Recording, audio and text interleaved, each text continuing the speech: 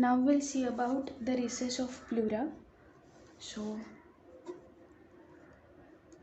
recesses of pleura. What are the recesses? These are nothing but the spaces for the lungs to expand during deep inspiration.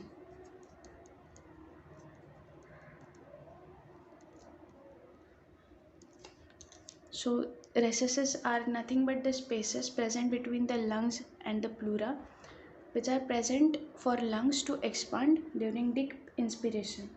There are two types of recesses present. One is costo-mediastinal and another is costo-diaphragmatic.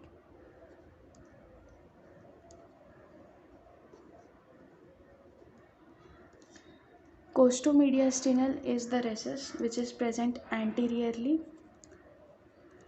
behind the sternum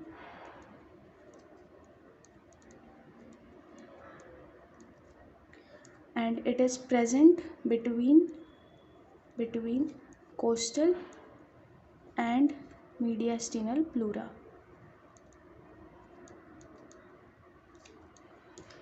Whereas the costodiaphragmatic recess is present inferiorly and it is present between costal and diaphragmatic pleura.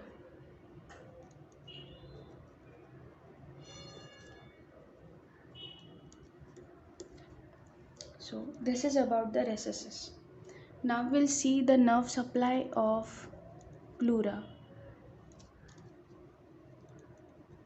Nerve supply of the pleura. So the parietal pleura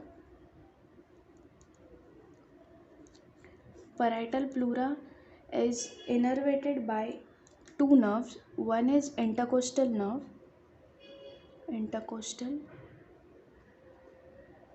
nerves and another is the phrenic nerve.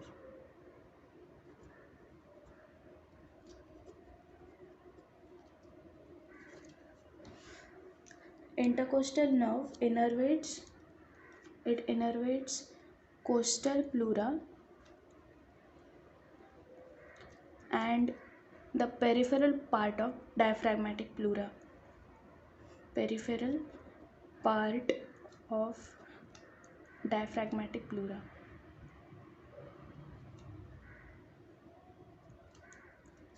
Whereas the phrenic nerve, it innervates mediastinal part of the mediastinal pleura and central part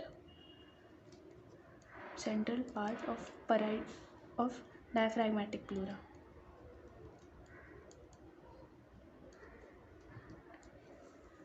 Then the visceral pleura.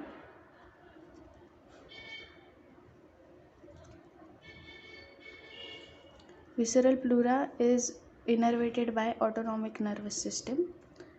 So both sympathetic and parasympathetic innervations are present. Sympathetic innervations comes from T2 to T5 thoracic ganglia, whereas parasympathetic innervations comes from the vagus nerve.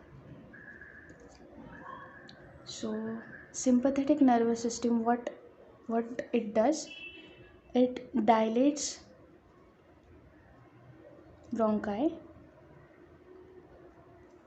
whereas the parasympathetic nervous system, it narrows bronchi, and also it reduces secretions. Then we'll see about blood supply and venous drainage.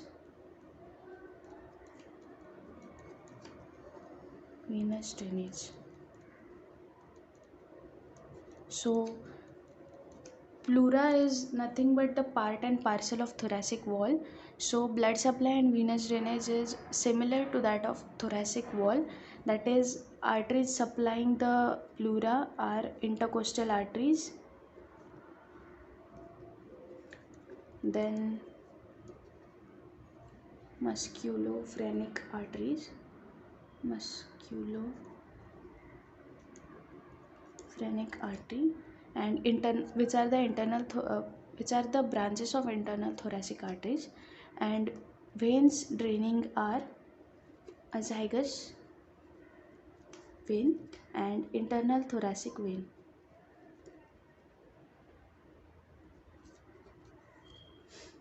So this is about the blood supply of the pleura.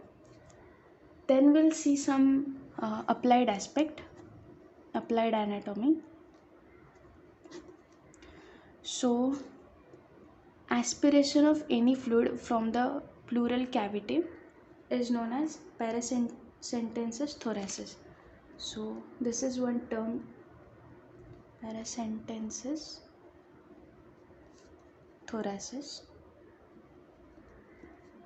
It is nothing but the aspiration of any fluid from the pleural cavity. So it is done in the 8th intercostal space. It is done in 8th intercostal space in the mid axillary line, and it is done from downward from the lower border of the rib, because the upper border has artery structure and artery, vein and nerve, these structures. Then we'll see the second term, that is pleurisy. Pleurisy is the inflammation of pleura. Inflammation may be dry or may be accompanied with the fluid. When it is dry, it is very painful, and when it is accompanied with fluids,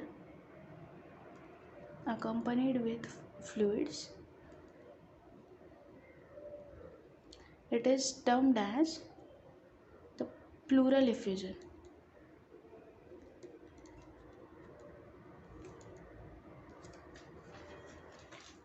Then we'll see some short terms like hydrothorax.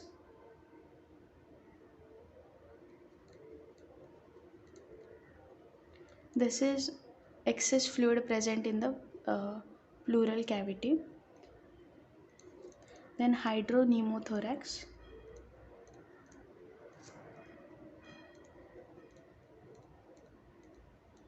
Hydropneumothorax is presence of both fluid and air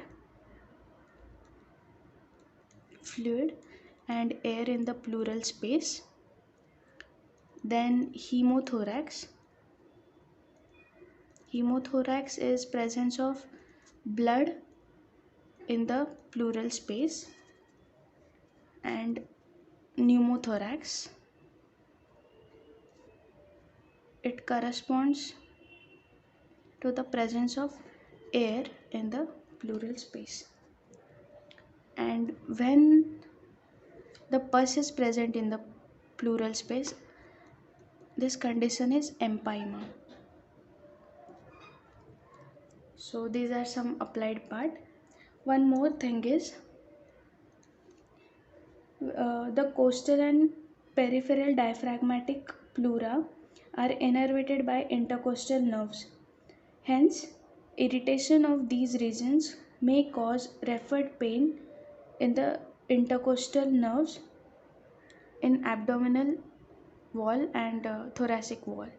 So since costal and diaphragmatic pleura are innervated by intercostal nerves, the irritation of these regions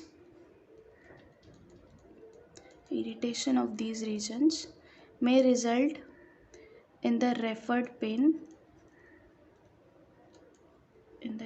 pain to thoracic and abdominal wall.